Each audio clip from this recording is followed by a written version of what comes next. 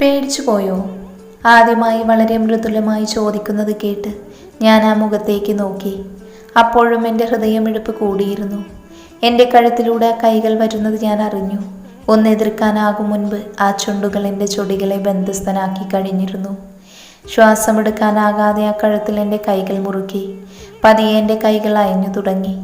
ഷർട്ടിൽ പിടിമുറുക്കുമ്പോഴും എൻ്റെ അതുരം വരുണേട്ടൻ സ്വന്തമാക്കിക്കൊണ്ടിരുന്നു. എതിർക്കാൻ തോന്നിയില്ല. ആ സ്നേഹം ആഗ്രഹിച്ചതുപോലെ എൻ്റെ കണ്ണുകൾ അടഞ്ഞിരുന്നു. ശ്വാസമെടുക്കാൻ കഴിയാതെ വന്നപ്പോൾ വരുണേട്ടൻ എന്നിൽ നിന്നും തെന്നി മാറി. ഒരു കിതപ്പോടെ എന്നെ നോക്കി. ആ മുഖത്ത് വശ്യമായ ഒരു ചിരി. എൻ്റെ പേടിയും കിതപ്പും അപ്പോഴും വിട്ടുമാറിയിരുന്നില്ല. തൊണ്ടക്കുഴിയിൽ തങ്ങി നിൽക്കുന്ന ശ്വാസം അത് പുറത്തേക്ക് വരുന്നില്ല. ആ മുഖത്ത് നോക്കാതെ ഞാൻ തലകുനിച്ച് ആദ്യമായി ഇതുവരെ ഇല്ലാത്ത നാണത്തിൻ്റെ വിത്തുകൾ എന്നിൽ പാകിയിരുന്നു. എൻ്റെ മാളൂട്ടിക്ക് നാണമോ? താടിത്തുമ്പിൽ പിടിച്ച് വരുണേട്ടൻ മുഖത്തോട് ചേർത്തിരുന്നു എൻ്റെ മുഖം. ഒന്ന് മൂളാൻ മാത്രമേ എനിക്ക് കഴിഞ്ഞുള്ളൂ. എൻ്റെ കയ്യിലെ കെട്ടിൽ പതിയെ തലോടി ആ മുറിവ് ചുണ്ടോട് ചേർത്തു. ഇനി ഇങ്ങനെ വേണ്ടാത്തതൊന്നും കാട്ടരുത്. എൻ്റെ കൂടെയാണ് ജീവിക്കാൻ ഒരുങ്ങുന്നത്. ഒരുപാട് സഹിക്കാനുള്ള ക്ഷമ വേണം. ഇപ്പോഴേ ഇങ്ങനെയായ എങ്ങനെയാണ്? ദൈവമേ, അപ്പോൾ ഒരുങ്ങി തന്നെയാണല്ലേ? ഞാൻ മനസ്സിലോർത്തു. നിന്റെ സ്വഭാവവും എൻ്റെ ദേഷ്യവും കൂടെയാകുമ്പോൾ എന്തായാലും നീ വാങ്ങിക്കൂട്ടും. പക്ഷേ അന്ന് രാത്രി എൻ്റെ നെഞ്ചിലെ ചൂട് പറ്റി നീ കാണും. അത് ഞാൻ വാക്ക് തരും. ആ നെഞ്ചിലേക്ക് എന്നെ ചേർത്തു. Sir, bill. വെയിറ്റർ വന്നപ്പോഴാണ് എന്നെ നെഞ്ചിൽ നിന്ന് മാറ്റിയത്. അയാളുടെ മുഖത്തൊരു ചിരി ഇതുപോലെ എത്ര എണ്ണത്തെ കാണുന്നതാ. വീട്ടിലോട്ട് തിരിക്കുമ്പോഴും എനിക്കൊന്നും സംസാരിക്കാൻ തോന്നിയില്ല. വരുണേട്ടനും ഒന്നും മിണ്ടിയില്ല. വീടെത്തിയപ്പോൾ പട്ടാളം കസേരയിൽ കാലും കയറ്റി വെച്ച് താടിക്കും കൈകൊടുത്ത് ഇരിപ്പുണ്ട്. കാര്യമായും മിനുങ്ങിയ ലക്ഷണമുണ്ട്. ഞങ്ങളെ കണ്ടതും എഴുന്നേറ്റു വന്നു. ചോട്ടാ മുംബൈ ലാലേട്ടൻ നായികയുടെ അച്ഛൻ സ്വീകരിക്കും പോലെ 2 കൈ കൊണ്ടും അതേ ആക്ഷനിൽ വരുണേട്ടനോട് കയറി വരാൻ പറഞ്ഞു. ഞാൻ ചെറിയ ചമ്മലോടെ വരുണേട്ടനെ നോക്കി. ആ മുഖത്ത് ചിരി പൊട്ടുന്നുണ്ട്. അല്ലെങ്കിലും വട്ടുപിടിച്ച് എൻ്റെ കുടുംബത്തിലോട്ടല്ലേ വന്ന് കയറിയത്. ഇനി എന്തെല്ലാം കാണാൻ കിടക്കുന്നു. കേറി വാ മോനെ. അമ്മയും ചിറ്റയും ഇറങ്ങി വന്നു. പട്ടാളം നിന്ന നിൽപ്പിൽ ആടുന്നുണ്ട്. ഞാൻ ചിറ്റയെ കണ്ണ് കാണിച്ചു. ഞാനെന്ത് ചെയ്യാനാ? ചിറ്റ കൈ മലർത്തി. ഞാൻ നിൽക്കുന്നില്ല. ഇനി 5 ദിവസം കൂടെയല്ലേ ഉള്ളൂ കല്യാണത്തിന്. എനിക്ക് കുറച്ച് ജോലി കൂടെയുണ്ട്. ഞാൻ തനിച്ച് പോകണം ക്ഷണിക്കാനൊക്കെ. 5 ദിവസമോ? ബാക്കി ദിവസം എവിടെ പോയി? ഞാൻ വാവിളിച്ചു. ബാക്കി ദിവസേ നീ ഹോസ്പിറ്റലിൽ ഓരോന്നും ഉണ്ടാക്കി വെച്ചിട്ട് പൊട്ടം കളിക്കുന്നു. വരുണേട്ടൻ്റെ ശബ്ദമുയർന്നു. അയ്യോ! ഞാൻ പതുക്കെ ചിറ്റയുടെ പുറകിലൊളിച്ചു. വല്യേച്ചി വാ, നമുക്ക് അകത്ത് പോകാം. വല്യേട്ടനെ വിളിക്ക്. ചിറ്റമ്മയുടെ കയ്യിൽ പിടിച്ചു. നിങ്ങളെന്ത് നോക്കി നിൽക്കുക പിള്ളേരെ? വല്ലതും സംസാരിക്കട്ടെ. ഞങ്ങളെ നോക്കി നിന്ന പട്ടാളത്തെ വലിച്ചുകൊണ്ട് അമ്മ അകത്തേക്ക് പോയി. ഞാൻ പോട്ടടി, പറ്റിയ ഇടയ്ക്കൊന്ന് ഇറങ്ങാം. അത് പറഞ്ഞ് എൻ്റെ അടുത്തേക്ക് നടന്നു വന്നു. ഇതിപ്പോൾ എന്തിനാ ഇങ്ങോട്ട് നടന്നു വരുന്നെന്ന് പറഞ്ഞിട്ട് അങ്ങേര് പോയാൽ പോരെ? ഞാൻ പതുക്കെ പുറകോട്ട് നടന്നു. ദൈവമേ, ചുറ്റും ഒരു പൂച്ചക്കുഞ്ഞു പോലും ഇല്ലല്ലോ എന്നെ രക്ഷിക്കാൻ. കണ്ണുകൾ 4 പാടും ഓടി. ഞാൻ പുറകോട്ട് തിരിഞ്ഞതും ഒരു കൈ എൻ്റെ പുറകിലൂടെ വയറിൽ ചുറ്റിപ്പിടിച്ച് പൊക്കിക്കൊണ്ട് പശുത്തൊഴുത്തിൻ്റെ ഭാഗത്തേക്ക് നടന്നു. വിട്, എന്നെ വിട്. ഞാൻ പറ്റുന്ന അത്രയും ആ കയ്യിലെ രോമം പിഴുതെടുത്തു. വേദനിക്കുന്നു. അടങ്ങിയിരിക്കും പെണ്ണേ. ഞാൻ അലച്ചു കൂവും. വരുണേട്ടാ, എന്നെ വിട്. വിടില്ല. എഴുത്തലിൻ്റെ പടിയിലേക്ക് എന്നെ എടുത്തു വെച്ചു. പുറകിലാണെങ്കിൽ പുതുതായി മേടിച്ച പശുവും അതിനെന്നെ ഒരു പരിചയവുമില്ല. ഭഗവാനെ, ബാക്കിൽ നിന്നും അതൊരടി തന്നാലേ ഈ വണ്ടിയിൽ തന്നെ പോകാമായിരുന്നു ഹോസ്പിറ്റലിലേക്ക്. അതെ, ഞാൻ വരുണേട്ടൻ്റെ മീശയിൽ പതുക്കെ സ്നേഹത്തോടെ തോണ്ടി. എന്തേ? എൻ്റെ മുഖത്തേക്ക് ചിരിയോടെ നോക്കി. ഈ പശുവിന് എന്നെ വലിയ പരിചയമില്ല. എന്നെ വെച്ചതുപോലെ എടുത്ത് അപ്പുറത്തേട്ട് ഒന്ന് വെക്കുവോ? ആളൊന്ന് ചിരിച്ചുകൊണ്ട് എടുത്ത് അപ്പുറത്തേക്ക് വെച്ചു. ആശ്വാസം. ഞാനൊന്ന് നെടുവീർപ്പിട്ടുകൊണ്ട് ആ മുഖത്തേക്ക് നോക്കി. ആ നോട്ടത്തിലൊരു വശപ്പിശക്. അതെ, വരുണേട്ടന് പോകണ്ടേ? പറഞ്ഞു വിട്ടില്ലെങ്കിൽ ഇങ്ങേരെ തൊഴുത് മണിയറയാക്കിയാലോ? ഞാൻ പൊക്കോളാം. നീ എന്താ വണ്ടിയിൽ കയറിയിട്ട് എന്നോട് മിണ്ടാതിരുന്നേ? എൻ്റെ കൈയെടുത്ത് തോളിലേക്ക് വെച്ചു. ഞാൻ മാത്രമല്ലല്ലോ, വരുണേട്ടനും മിണ്ടിയില്ലല്ലോ. ആ ചോദ്യം കറക്റ്റ്. എന്നെ ഒന്ന് താഴെ ഇറക്കുവോ? ഇല്ല, തൽക്കാലം നീ അവിടെ ഇരിക്ക്. ദൈവമേ, എൻ്റെ ബാക്ക് വേദനിക്കുന്നു എന്ന് ഞാൻ ഏത് ഭാഷയിൽ ഇങ്ങോരോട് പറയും? വേദനയാണെങ്കിൽ സഹിക്കാനും വയ്യ. വേദനിക്കുന്നു. ഞാൻ ചുണ്ടു കൂർപ്പിച്ചു. അല്ല, എനിക്ക് വേദനിക്കുന്നു. താഴെ ഇറക്കൂ. എനിക്ക് ദേഷ്യം വന്നു. ഒന്ന് ചിരിച്ചുകൊണ്ട് താഴെ ഇറക്കിയതു ഞാൻ ഓടാനായി മുന്നോട്ട് കുതിച്ചു. നിൽക്കടി അവിടെ. എൻ്റെ കയ്യിലാണ് പിടുത്തമിട്ടത്. അമ്മേ, സ്റ്റിച്ചിട്ട കൈയായിരുന്നു കാലമാടൻ പിടിച്ചത്. എൻ്റെ കണ്ണിൽ നിന്നും പൊന്നീച്ചയാണോ പശുവിൻ്റെ പുറത്തിരിക്കുന്ന ഈച്ചയാണോ എന്തൊക്കെയോ പറന്നു. സോറി മാളൂട്ടി, നീ ഓടാൻ നോക്കിയിട്ടല്ലേ വലിച്ചു നെഞ്ചിലേക്കിട്ട് കഴിഞ്ഞിരുന്നു. വേദനിച്ചോ എൻ്റെ മോൾക്ക്? എൻ്റെ താടിയിൽ പിടിച്ചുയർത്തി.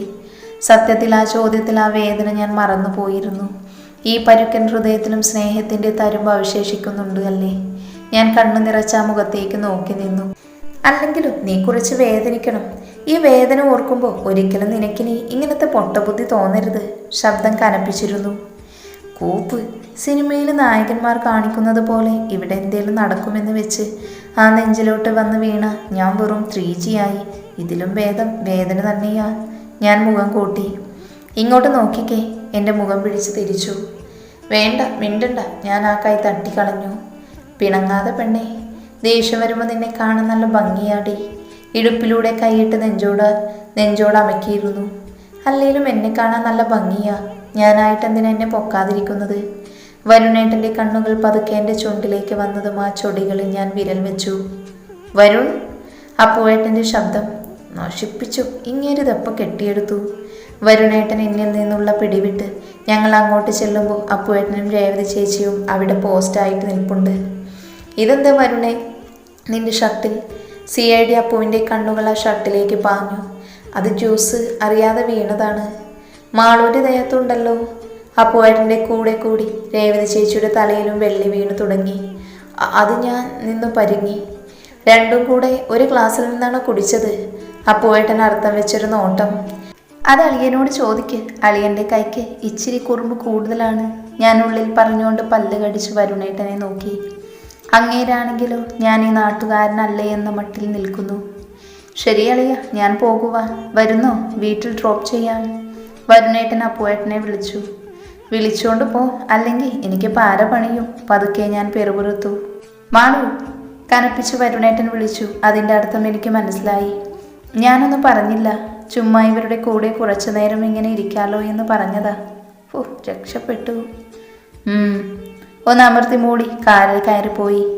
രേവതി ചേച്ചിയുടെ ആ പോയ ആങ്ങളയ്ക്ക് എത്ര സ്വഭാവമുണ്ട്. അത് വല്ല ഓന്തിൻ്റെ ജന്മമാണോ? ഇങ്ങനെ നിറം മാറാൻ കഴിയുന്നു? ഞാൻ ചേച്ചിയുടെ തോളിലൂടെ കൈയിട്ടു. അതെ, ആ ദേഷ്യത്തിന് മുൻപിൽ പിടിച്ചു നിൽക്കാനേ കുറേ പാടുപെടും മോളെ. ഇപ്പോഴവനൊന്ന് ചിരിച്ചു കാണുന്നത് തന്നെ. രേവു, നീ അതോർത്ത് വിഷമിക്കേണ്ട. ഇവളുടെ കൂടെയല്ലേ വരുൺ കൂടുന്നത്. അവൻ്റെ കിളി പോകാതിരുന്നാൽ മതി. പട്ടിനായരുടെ വക കമൻറ്റ്. വളിച്ച കോമഡി അടിക്കല്ലേ? ഞാൻ ഇടിച്ചു കാണിച്ചു. ഞങ്ങൾ അകത്തേക്ക് ചെല്ലുമ്പോൾ അവിടെ ഇന്ത്യ ചൈന യുദ്ധം നടക്കുന്നു. അമ്മ പട്ടാളത്തിന് നേരെ കത്തിക്കയറുന്നുണ്ട്. ഇങ്ങേരി ഒറ്റ ഒരുത്തന് ആ പെണ്ണിനെ കൊഞ്ചിച്ചു വഷളാക്കിയത്. അവളുടെ തോന്നിവാസത്തിന് മുഴുവൻ കൂട്ടുനിന്നിട്ട്. ദൈവമേ, എനിക്കുള്ള പണിയാണല്ലോ. അവിടെ കിടന്ന് കൂവുന്നത് ഞാൻ അപ്പുവേട്ടൻ്റെ പുറകിൽ ഒളിച്ചു. ഇങ്ങോട്ട് വാടി. ആ കൊച്ചൻ നിന്നതുകൊണ്ടാ നിന്നെ ഞാൻ ഒന്നും പറയാതിരുന്നത്. അപ്പുവേ, അന്ന് സ്കൂളിൽ ഇവളെന്തോ പ്രശ്നമൊപ്പിച്ചു എന്ന് ഞാൻ അറിഞ്ഞിട്ട് ഇങ്ങേരോട് ആവുന്നത് ചോദിച്ചു, കുഴപ്പമല്ലോ ഉണ്ടോ എന്ന്. അപ്പോൾ അച്ഛൻ്റെ വക മോൾക്ക് സപ്പോർട്ട്. പോരാളി അൺലിമിറ്റഡ് ആയി നിന്ന് തുള്ളുവാണ്. അമ്മേ, ഞാൻ അറിഞ്ഞുകൊണ്ടല്ല TC കൊടുത്തേ. ഈ അച്ഛനാ അതിനു കാരണക്കാരൻ. ഞാൻ പട്ടാളത്തെ ഒന്ന് നോക്കി താടിക്ക് കൈയും കൊടുത്ത് വിജൃംഭിച്ചിരിപ്പുണ്ട്. രണ്ടിൻ്റെയും തല തല്ലി പൊളിക്കേണ്ട സമയം കഴിഞ്ഞു. എന്തൊക്കെയാ ഈ വീട്ടിൽ നടന്നത് ഇത്രയും വർഷം? പോരാളി ശ്വാസം വലിച്ചു വിട്ട് ആ കൈ തലയിൽ വെച്ചു. പേരമ്മേ, ഇനി സമയമുണ്ട്. ഞാൻ ആ കമ്പിപ്പാര എടുക്കട്ടെ? അതുവരെ മിണ്ടാതെ നിന്ന ചിക്കു തലപൊക്കി. എന്തിന്? ഞാൻ കണ്ണു മിഴിച്ചു. ഭ, കയറിപ്പോടാ. അമ്മയുടെ വക ആട്ട് കിട്ടിയതും പിള്ളേർ രണ്ടും ഓടി. ആ, വിട് അപ്പച്ചി. ഇനിയിപ്പോൾ അതൊക്കെ പറഞ്ഞിട്ടെന്താ കാര്യം? അവർ നന്നായി ജീവിക്കട്ടെ. അപ്പുവേട്ടൻ അമ്മയെ ആശ്വസിപ്പിച്ചു. എന്നാലും എൻ്റെ അപ്പു, ഈ കുഞ്ഞിൻ്റെ അച്ഛൻ. അമ്മ ഒന്ന് നിർത്തി രേവതി ചേച്ചിയെ നോക്കി. അത് സാരമില്ല അപ്പച്ചി. ഇനി അത് പറഞ്ഞു മാളുവിനെ വിഷമിപ്പിക്കാതിരുന്നാൽ മതി. രേവതി ചേച്ചിയും എനിക്ക് സപ്പോർട്ടായി വന്നപ്പോൾ അമ്മ ഒന്ന് പതുങ്ങി. മാളു, നീ മുറിയിൽ പോയൊന്ന് കിടക്ക്. വല്യച്ചി വിഷമം കൊണ്ട് ഓരോന്ന് പറയുന്നതാ. ചിറ്റൻ്റെ കയ്യിൽ പിടിച്ച് മുറിയിലേക്ക് കൊണ്ടുപോയി. ദൈവമേ, ചേച്ചിയുടെ ബാക്കി അനിയത്തി മുറിയിൽ കൊണ്ടുപോയി കെട്ടിയിട്ട് തരാനാണോ? ഇതുങ്ങളെ ഒന്നും വിശ്വസിക്കാൻ പറ്റുന്ന ഇനമല്ല. ഞാനൊരു പാവക്കുട്ടിയെ പോലെ ചിറ്റയുടെ കൂടെ പോയി. അവിടെ ചെല്ലുമ്പോൾ കല്യാണത്തിനിടാനുള്ള ഡ്രസ്സൊക്കെ പാത്ത് തയ്ച്ചു കൊണ്ടുവച്ചിട്ടുണ്ട്. പിള്ളേർ അവരുടെ ഡ്രസ്സ് എടുത്ത് ഒന്നുകൂടെ നോക്കുന്നു. മാച്ചി, മാച്ചിയുടെ ഉടുപ്പ് കണ്ടോ? ചിമ്മു ഓരോന്നായി എടുത്തു കാണിച്ചു. ഞാനെല്ലാം നോക്കിയിരുന്നു.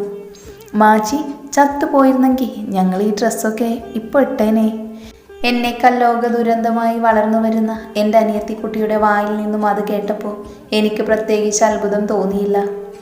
മാച്ചിയുടെ 16 അടിയന്തരത്തിന് സമയമിടാൻ ഉണ്ടായേനെ ചിക്കുവിൻ്റെ വക കോംപ്ലിമെൻറ്റ്. എൻ്റെ 16 തിന്നാൻ ഇരിക്കുമായിരുന്നു രണ്ടും. പിന്നെ മാളു ചേച്ചി ചാകാനല്ലേ കൈമുറിച്ചത്? ചിക്കു എൻ്റെ മുഖത്തേക്ക് നിഷ്കളങ്കമായി നോക്കി. ആര് പറഞ്ഞു ചാകാനാണെന്ന്? പിന്നെന്തിനെ കൈമുറിച്ചേ? എനിക്കപ്പോൾ അങ്ങനെ തോന്നി. എന്തായാലും പാത്തു ആരെയും വിളിച്ച് എന്നെ രക്ഷിക്കുമെന്ന് എനിക്ക് ഉറപ്പുണ്ടായിരുന്നു. ഞാനാരാ മോള്? എനിക്കിപ്പോഴൊന്നും ചാകണ്ട. അങ്ങേരെ ഒന്ന് നേരെയാക്കണം. അല്ലേലും നീ എൻ്റെ പുക കണ്ടേ അടങ്ങൂ എന്ന് എനിക്ക് മനസ്സിലായി. കറക്റ്റ്. ഞാൻ കട്ടിലിരുന്ന് കാലാട്ടിക്കൊണ്ട് മറുപടി പറഞ്ഞു. അയ്യോ, വരുണേട്ടൻ്റെ ശബ്ദമല്ലേ? വരുണേട്ടൻ വാതുക്കൽ ചിരിച്ചുകൊണ്ട് നിൽക്കുന്നു. ദൈവമേ, ഇങ്ങേര് ടാറ്റ പറഞ്ഞു പോയതല്ലേ? പിന്നെ എന്തിനാണാവോ ഈ തിരിച്ചു വരവ്? ഞാനാകെ ചമ്മി കട്ടിൽ നിന്നും എഴുന്നേറ്റ് ഇളിച്ചുകൊണ്ട് നിന്നു.